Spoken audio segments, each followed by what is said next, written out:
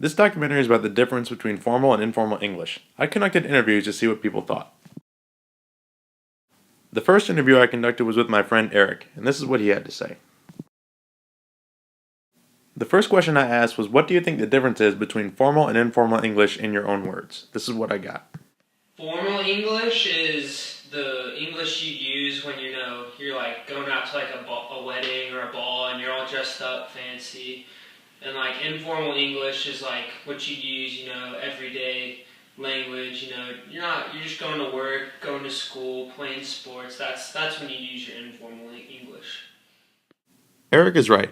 Formal English is only used in situations like papers and speeches, but when you're just hanging around friends or people that you already know, use informal language.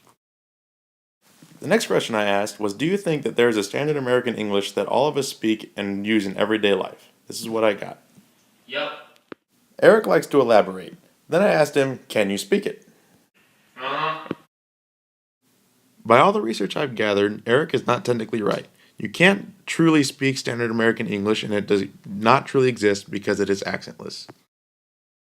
I then asked him, when do you use informal English? I use informal language, when I'm just out chilling with my homies. My second interview subject was Connor, and this is what he had to say. The first question I asked him was, do you ever use standard American English? I don't ever use it when I'm talking unless I'm writing a paper or something. Connor is right. You can't really speak standard American English. You can write it though, and that's when it's used most commonly.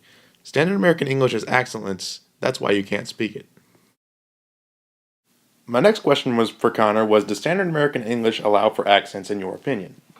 Yeah, you can speak in southern accents and northern accents and stuff like that.